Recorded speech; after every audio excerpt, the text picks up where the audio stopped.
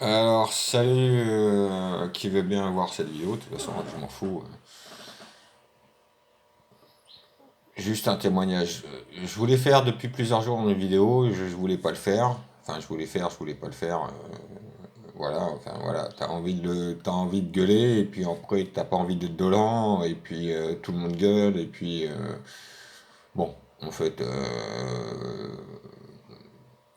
tout le monde, c'est le problème. Et là, je viens de voir une vidéo. Alors, enfin, là, je suis en face. Là, c'est comment peut-on envoyer ceci à nos infirmières et aides-soignants? C'est une honte. Il y a Covid-19, soutien aux aides-soignantes, LREM. Tiens, c'est bizarre. Tiens. Enfin bon, bref, c'est de Fat Roots. Donc, ça doit être un médecin. De toute façon, moi, je m'en fous. Je suis secrétaire, mais c'est pareil, c'est la même merde. Donc, au début de la crise, c'est-à-dire une fois que les autorités elles ont paniqué, elles nous ont dit ouais, vous allez en pharmacie tel jour et vous allez avoir 10 boîtes de 50 masques FFP2. Bon, nous en cardiologie à Canet, on travaille à partir d'une heure et demie parce que après elle est à l'hôpital, enfin, le docteur est à l'hôpital ou à la Pinède, enfin bon, voilà. Et il faut savoir qu'à partir de cette heure-ci, ben, il y a tous les médecins qui... Alors, oui, alors vous allez avoir 10 boîtes dans la pharmacie qui sera désignée. Donc déjà, personne ne sait quelle est la pharmacie, donc tout le monde appelle quelle est la pharmacie, qui c'est qui a reçu des masques et qui c'est qui a reçu le patin couffin, quoi. Donc, ben, nous, on commence à 1h30, hein, parce que, voilà, on est à 50 mètres de la pharmacie. Et j'arrive, oui, voilà, je viens chercher mes 10 boîtes de 50 masques. Ah, bah non, tout le monde est venu. En gros, tous les médecins de Canet, à 9h, qu'on commençait à 9h du matin, ils ont téléphoné, quelle est la pharmacie qui a les masques et tout. Bon, hop, et ils viennent au village, ils viennent prendre les masques. Nous, à 1h30, vous pensez bien que qu'est-ce qui s'est passé? C'est que les médecins qui sont autour de Canet, et plus loin, ils ont dit allez où la pharmacie? À Canet, il y en a, ils sont venus. Donc nous, à 1h30, on n'en avait plus.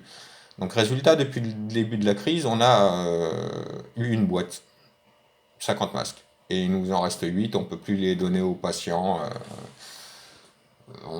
On les garde pour nous, sachant que moi, ça fait 3 jours que j'ai le même masque, hein. Donc on te dit, le masque, il a 2, 3 heures, ou 4 heures, ou 6 heures, de toute façon, on s'en fout. Tu passes une journée avec le masque, il est périmé, tu dois le jeter, mais nous, on le garde, ça sécurise les gens.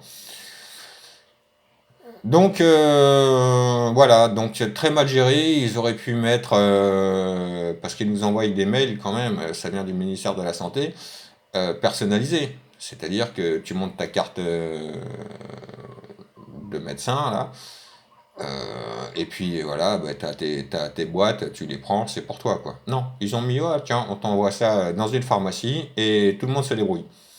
Et forcément, ben, quand tu commences à 1h30, ben là, dommage, hein.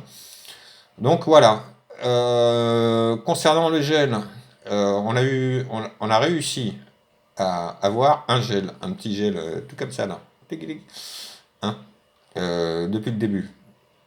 Donc nous, quand les patients ils arrivent, on fait de l'oxygéné, on fait avec ce qu'on a. C'est un truc, enfin, c'est lamentable. C'est lamentable. On n'a pas de gants. Moi j'ai des gants.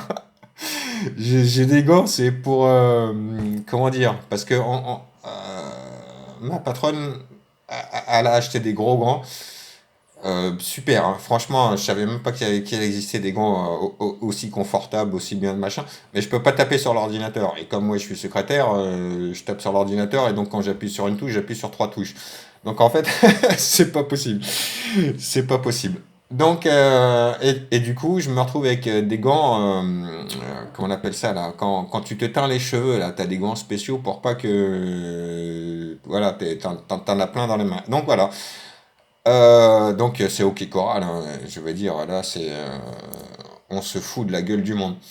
On se fout de la gueule du monde. Et là, si je fais une vidéo, c'est parce que je vois un mec là, bon, la vidéo que je vous ai dit là, de Canet qui râle, lui, ouais, moi j'ai eu les FFP2, youpi, puis le masque il est pourri. Donc non, faut arrêter quoi. C'est à un moment donné. Alors nous on est en première ligne. Euh, Et puis enfin bon, en première ligne, de toute façon,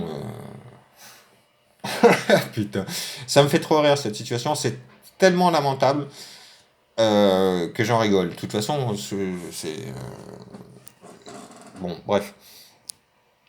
Bon, tout ça pour dire que tout ce que vous dit Macron, tout ça, c'est du pipeau. Vous enfermez chez vous, tout ça, c'est du pipeau. Il y a 2000 morts, ok. La grippe saisonnière, elle en a déjà fait 10 000. Donc, pourquoi on nous a pas enfermés pour la grippe saisonnière? Parce que moi, je suis désolé, dans 15 jours, je suis en vacances. Et d'après ce que j'ai vu, bah, les vacances, ça va être chez moi, tu vois. Ouais, c'est génial, hein, c'est des vacances comme l'autre, hein, vous voulez savoir mon quotidien? Je dors. D'habitude, je lis, je me balade, je fais du vélo, je fais plein de choses. Et là, j'en ai plein le cul. J'en ai plein le cul. Je sais même pas comment vous dire ça d'autre. Là, vous voyez, là, je suis même pas lavé. Je me suis même pas lavé, j'en ai rien à foutre. Et tiens, santé. Parce que hein, c'est en ce moment, la santé, c'est important. Donc, je voudrais aussi une pensée pour tous ceux qui ont des punaises de lit chez eux, parce que j'en ai eu il y a pas longtemps.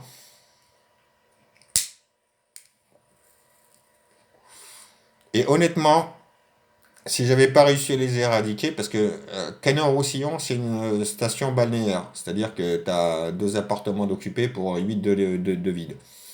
J'aurais défoncé l'appartement du voisin et j'aurais dormi chez lui, hein. Ça, je vous le dis carrément, honnête, pas honnête, à un moment donné, rupture, tu vois, parce que les punaises de lit, c'est une saloperie. Bon, il s'est avéré que j'ai géré le machin et que ça a été long, mais ça y est, c'est fait, c'est fini. Après, tu vois plus personne. Les gens, tu discutes, ils sont. C'est quoi cette situation de merde? Plus personne veut te serrer la main, plus personne veut te faire la bise, et ceci, et cela. Et les gens ont peur de la mort. Alors c'est ça le paradoxe, tu vois, parce que quand tu es croyant, ben finalement, si tu meurs, t'espères quand même. Enfin, pour moi, moi je suis chrétien.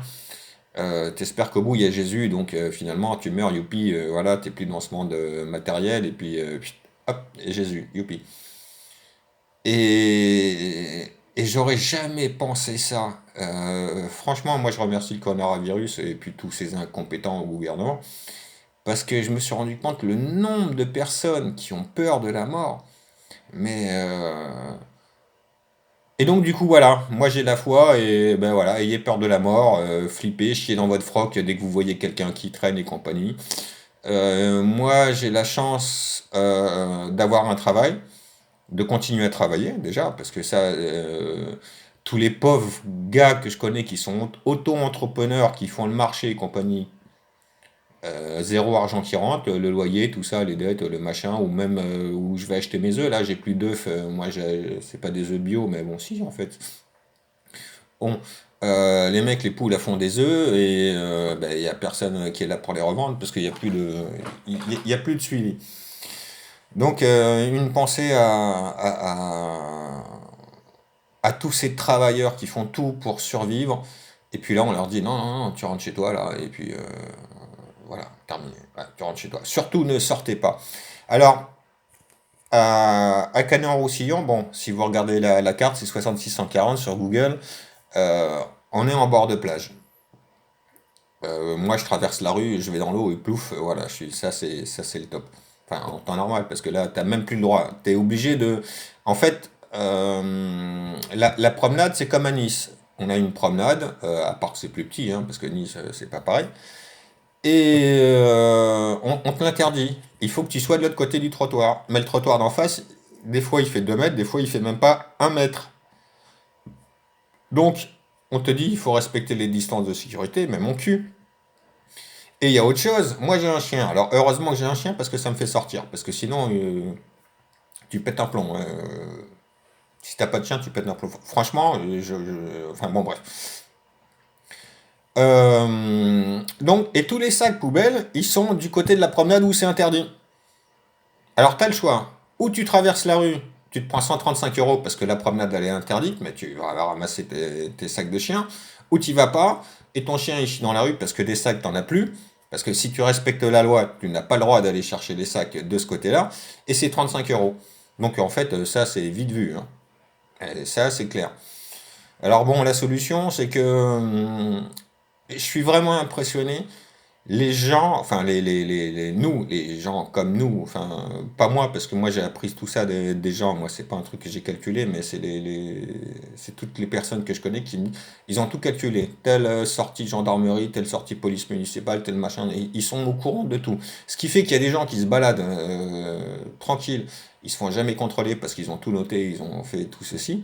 Et moi qui suis bête et méchant, je vais acheter mon pain, je vais truc machin, enfin bon, moi je suis un vieux de la vieille, hein, je suis mis dans le plat, je suis toujours avec mon petit papier, avec mon machin, et je me fais contrôler tout le temps. Tout le temps.